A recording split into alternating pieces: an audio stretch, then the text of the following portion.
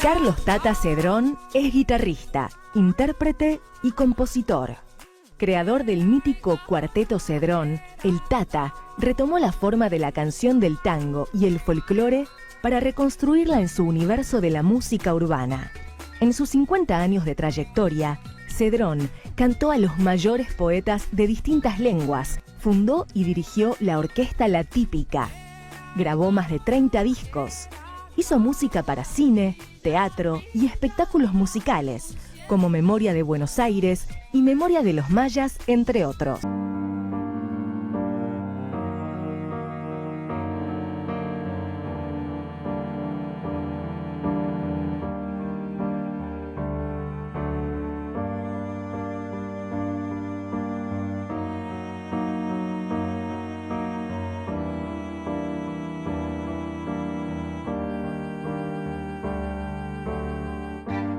Hijo de una humilde familia de inmigrantes españoles, Raúl González Tuñón nace en Buenos Aires el 29 de marzo de 1905. Sus padres, Remigio González y Consuelo Tuñón, tienen 7 hijos. Raúl es el menor. En 1918, con 13 años, ingresa en el Colegio Nacional de Buenos Aires, pero pronto abandona los estudios para dedicarse a los viajes, a la literatura, a la bohemia intelectual, a la vida intensa. Todavía adolescente, después de caminar los barrios de Buenos Aires, viaja a Santa Fe. Aún no ha cumplido los 20 y trabaja, sin suerte, en una zapatería, pero sobre todo recorre los bares del puerto. Allí conoce a un alemán, Werner Lang, un rezago, dice, de la Primera Guerra Mundial, que tocaba canciones de posguerra en cuerdas que había atado a una lata de querosén. ¿Es un violín?, le pregunta el joven Tuñón una madrugada. Sí, el violín del diablo, le contesta Lang. Así nace el título de su primer libro.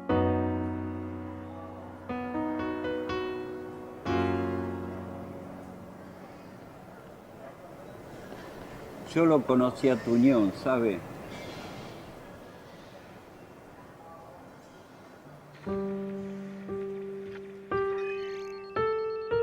En los años 20, Tuñón interviene en el clima intelectual de Buenos Aires y en la experiencia de la vanguardia porteña. Publica poemas en las revistas Caras y Caretas e Inicial, y en 1922 comienza a escribir su primer libro de poemas, El violín del diablo. Por aquel entonces se codea con los jóvenes vanguardistas. Primero se incorpora a Proa, que dirige Guiraldes, y luego se relaciona con la revista Martín Fierro, la experiencia de vanguardia conducida por Borges y por Girondo. Sin embargo, al mismo tiempo, teje relación con los intelectuales del llamado Grupo de Boedo, un conjunto de escritores y artistas de izquierda que reivindicaba un arte social y comprometido con la causa de los oprimidos.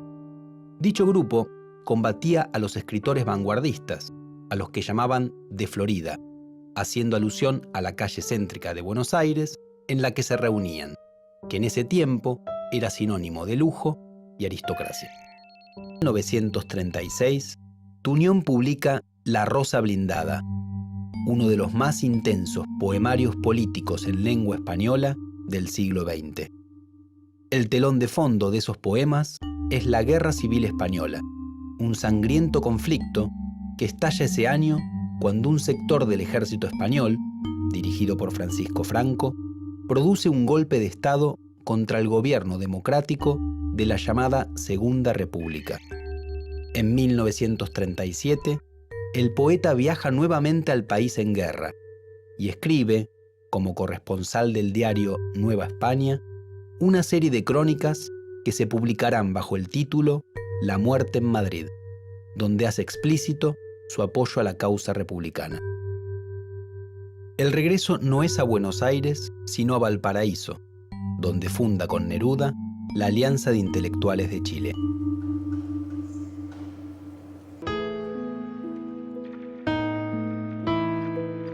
Los 40 se inician con 2 grandes pérdidas. Primero muere su esposa Amparo Mom. Tuñón, entonces, se radica en Chile y funda el diario comunista El Siglo. 2 años más tarde, muere su hermano Enrique, el gran compañero de su aventura literaria. En esta época, publica Nuevos poemas de Juancito Caminador e Himno de Pólvora, que edita en Chile. En 1943, también en Santiago, da a conocer Primer Canto Argentino, editado por el Comité de Residentes Argentinos pro libertad de presos políticos. En 1945 regresa a Buenos Aires, pero el triunfo de Perón, al que se opone, lo impulsa a retornar a Chile. Durante ese periodo comienza una relación con Irma Falcón, de la que nacerá su hija Aurora. En 1948, en plena efervescencia peronista, Tuñón regresa al país e ingresa en la redacción del diario Clarín, trabajo que conservará por el resto de su vida.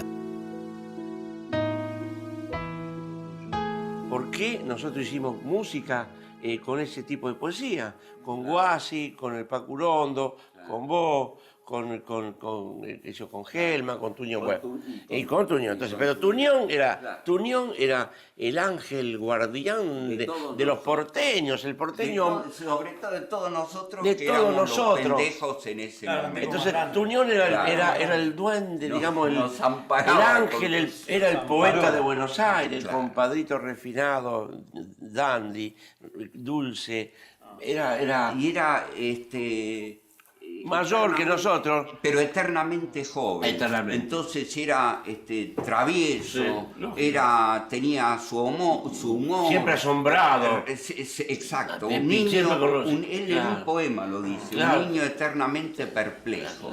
El que estaba mirando todo eso, cubriendo con sus alas y su poesía, claro, abierta, pura, bonachona, era Raúl González Tuñón. Raúl. Cuando yo hice la canción, la primera canción con Raúl, que fue La Fogata de San Juan, que sigue siendo una joya. En la calle enfarolada, el piberío viene y va, alrededor de la fogata, porque es la noche de San Juan. Pobre Pérez, es hermosa, yo la sigo cantando hace 50, 40 y pico de años. Después hice Los Ladrones. Cuando le canté Los Ladrones allá en Clarín, le caían lágrimas. ¿Sabes qué hice? ¿Sabes qué me dijo? Si viviera el Malevo Muñoz, con ese tono,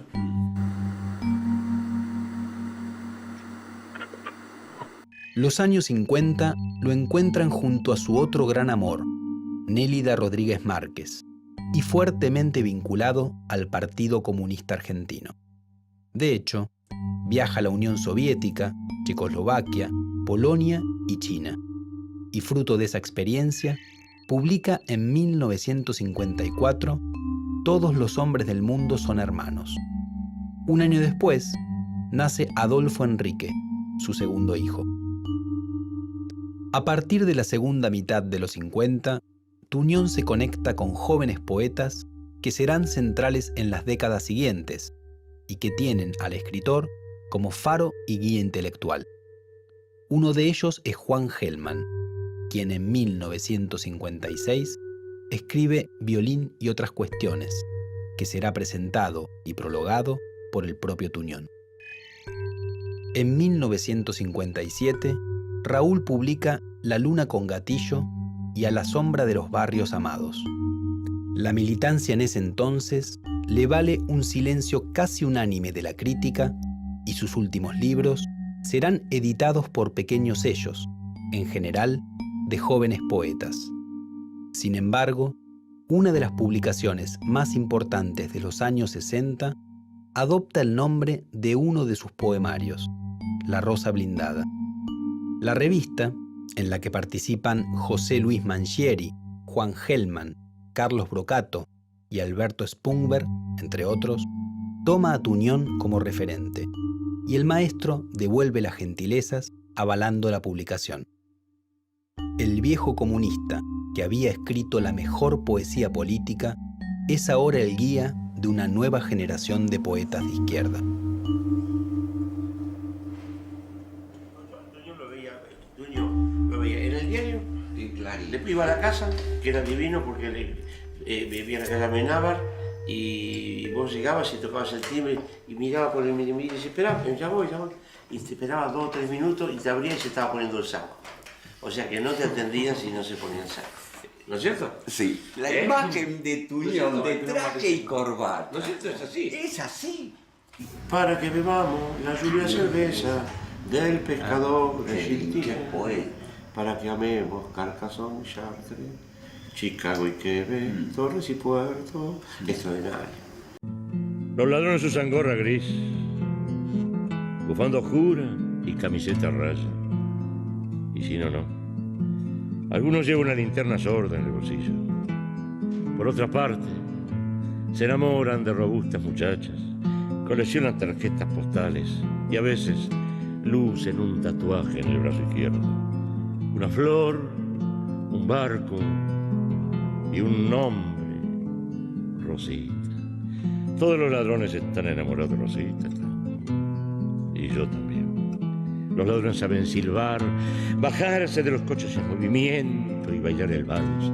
Aman sobre todo a su madre anciana y cuando ésta se les muere, cantan un tango, lloran desconsoladamente y de las cosas dejadas por la muerta a repartirse entre los hermanos, eligen una virgen de plata y el canal. Vengan a ver por las mañanas con la gorra hasta las orejas, andes valijas o a las viejas del asilo de las hermanas. Dilapidarán sus dineros con mujer y malandrín, en tugurios y merenderos, en milonga y clandestino, oigan un tango de bracánico y en lo del pena ole con ole, mientras sueñan con rocamboles las muchachas en el botánico del Parque Gol, los versos Lari humedecerá sus mejillas cantando sombrías coplillas a la manera de Olivari. La noche con la mamú giran de pura recalada a besar la crencha engrasada que cantó Carlos de la Púa, y son humanos, inhumanos, fatalistas, sentimentales, inocentes como animales y canallas como cristianos.